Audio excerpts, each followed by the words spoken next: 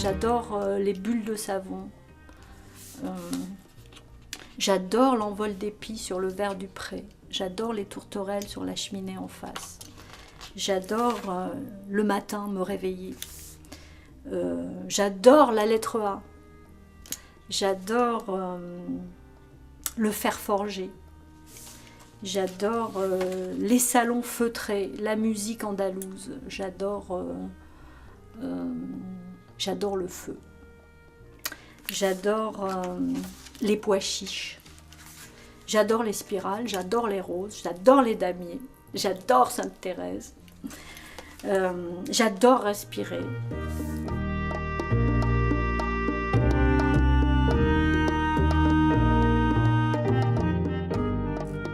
En fait, mon parcours, c'est pas du tout, c'est un parcours de vie. Moi, je vois ça comme ça, c'est-à-dire, j'ai pas de formation particulière. J'ai pas fait d'études spécialement, mais j'ai pas arrêté d'étudier. J'ai l'impression que j'étudierai tout le temps, que ce qui m'intéresse, c'est mon rapport avec la vie. C'est vraiment ma vie pour moi. Je peux pas dissocier, enfin tout est lié, complètement lié. J'ai jamais eu un plan de carrière, j'ai jamais eu une idée de ce que j'allais faire dans la vie, mais j'ai toujours eu le souci d'être vivante.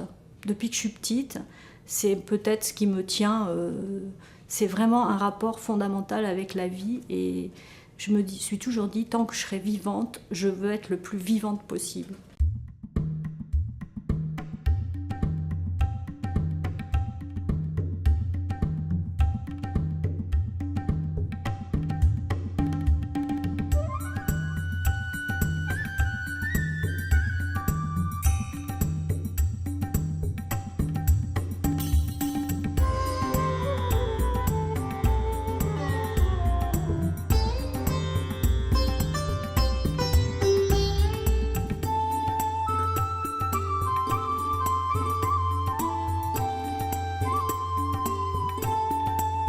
C'est vraiment la couleur.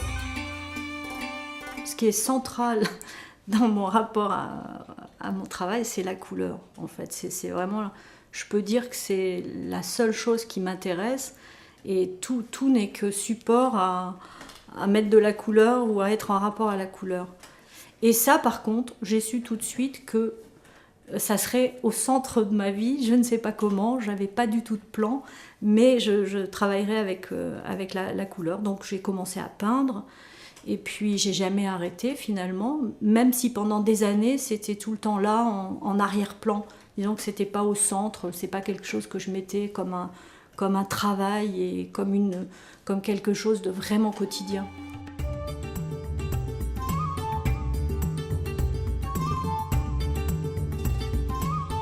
Ce qui m'importe, c'est d'être sur une intensité colorée.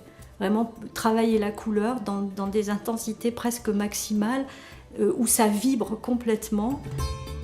Trouver une espèce d'harmonie dans une intensité maximale. Donc l'intensité, le contraste, la profusion.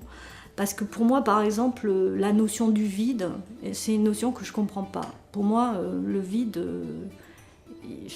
ça n'a pas de sens. Pour moi, le monde est plein, tout est dense.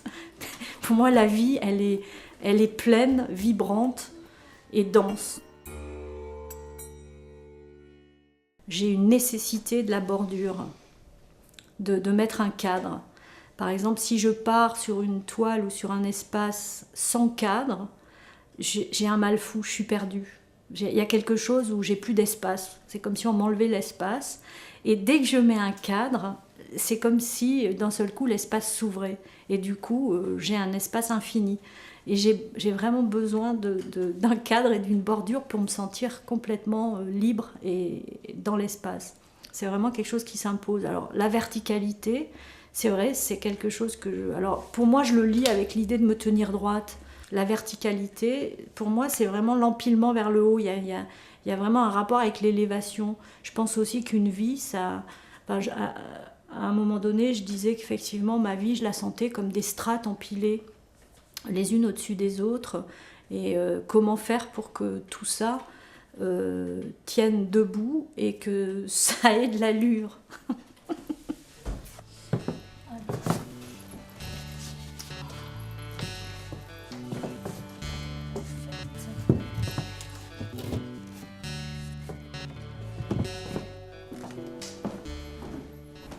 c'est vrai qu'au départ, quand j'ai commencé les collages, c'était beaucoup plus simple.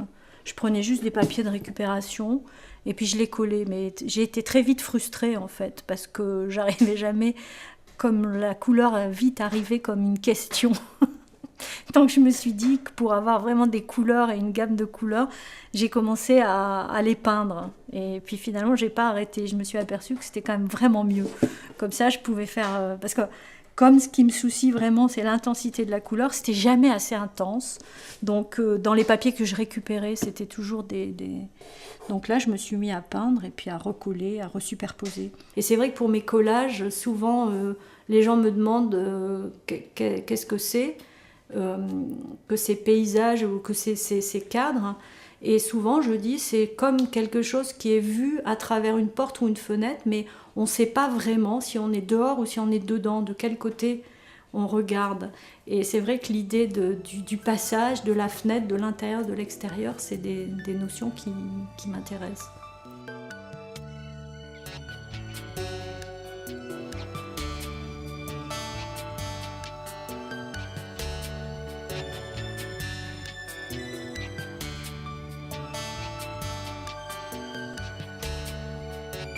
Montrer l'espace en déployant sa densité, saturer jusqu'à l'équilibre,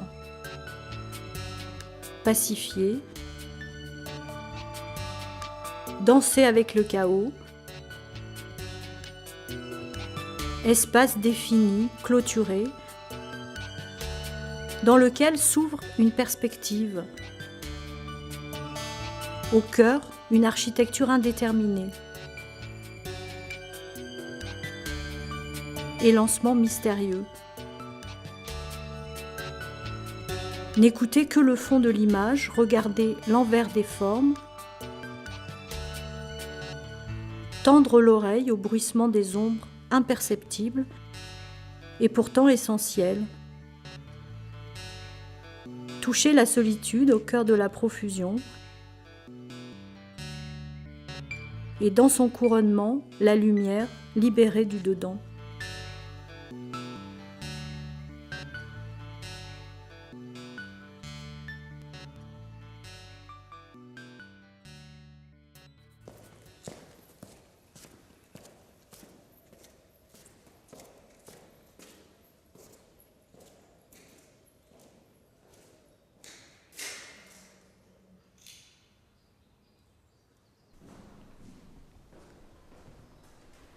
En fait, j'ai grandi dans un univers qui était empli d'images pieuses. C'était vraiment le décor dans la maison. Il y avait partout ces images. Et ces images, pour moi, c'est un lien du cœur avec mon enfance.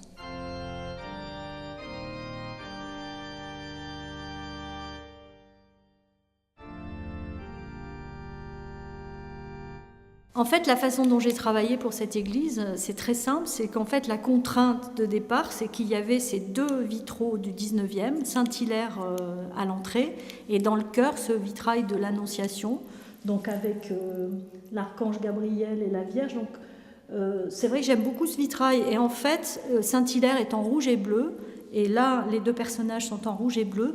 Donc, en fait, j'ai pris ça comme ligne pour mon travail. C'est-à-dire que je suis vraiment partie autour d'un jeu sur ces deux couleurs. C'est beau, non ?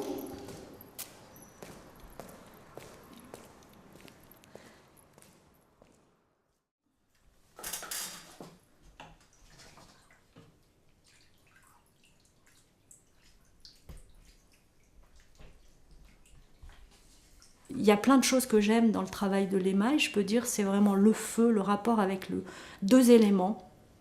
C'est vraiment pour moi travailler avec l'eau et avec le feu. Ce qui a priori sont deux éléments qui sont assez opposés. Et c'est vrai que la première phase de l'émail, c'est vraiment travailler avec l'eau et sentir vraiment, parce que c'est des grains de cristal dans de l'eau. Donc c'est pas de la peinture, c'est vraiment du verre pilé dans de l'eau. Et c'est assez difficile d'avoir une fluidité, en fait, de trouver une fluidité pour poser les couleurs. Et c'est vrai qu'en fait, là, on retrouve mon rapport avec la peinture. Parce qu'en fait, ma façon d'émailler, elle est vraiment sous-tendue par le fait que j'ai toujours peint.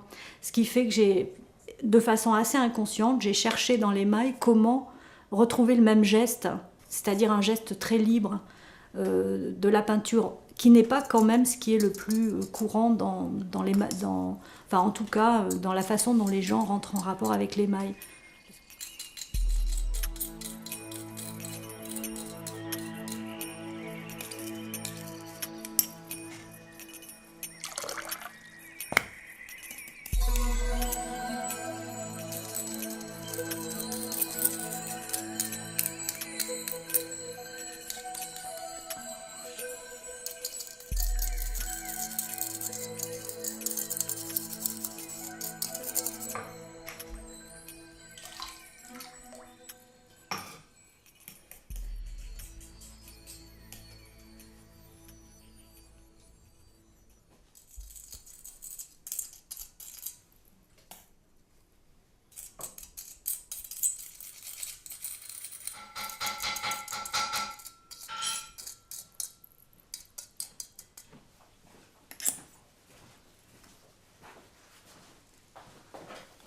Ce qui est très étonnant dans le travail de l'émail par rapport à la peinture, c'est que je ne peux pas oublier que le feu va transformer tout ce que je fais. Alors voilà ma petite bordure.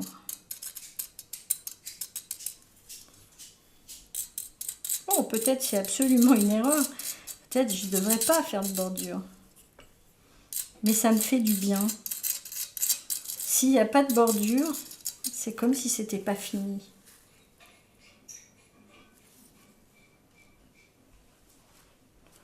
Et là, en fait, ce qui est très intéressant, c'est que en peinture, je suis obligée de faire la bordure avant.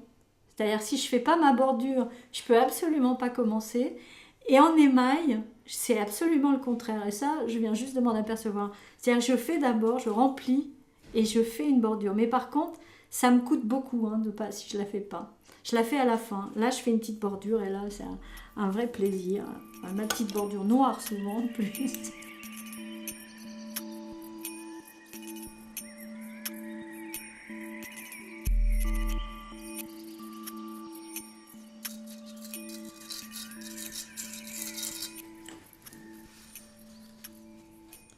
Parce qu'au début, c'est assez difficile de faire complètement confiance au feu, en fait.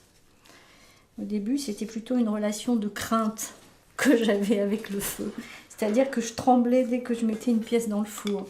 Maintenant, je lui offre ma pièce.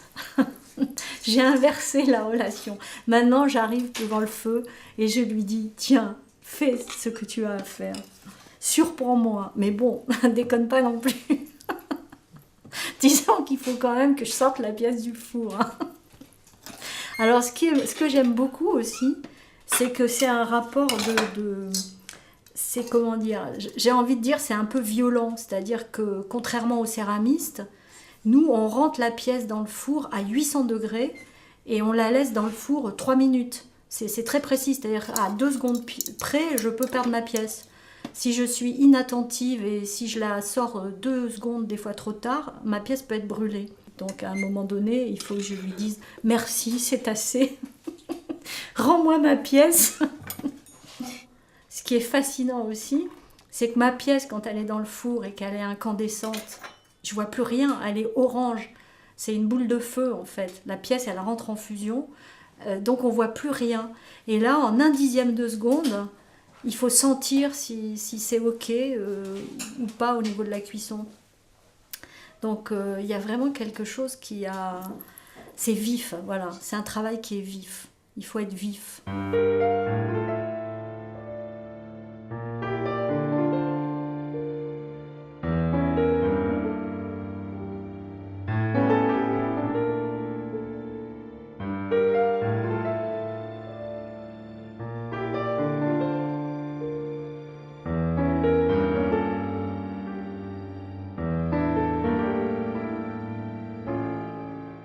En fait, c'est la poésie. Ce qui est, je crois, le plus important pour moi, c'est vraiment un rapport poétique avec le monde. S'il n'y a pas... et ce que j'appelle la poésie, c'est vraiment un mouvement, c'est un regard, c'est une façon d'être avec les choses ou les choses avec nous. C'est vraiment Ça, c'est important pour moi. Je ne peux pas vivre s'il n'y a pas ça. La poésie, elle est là, en fait. J'ai juste qu'à danser avec elle, j'ai juste qu'à l'écouter, j'ai juste qu'à... Mais la poésie, c'est vraiment... c'est ce qui rend tout vivant pour moi. Tout est vivant parce que la poésie est dedans.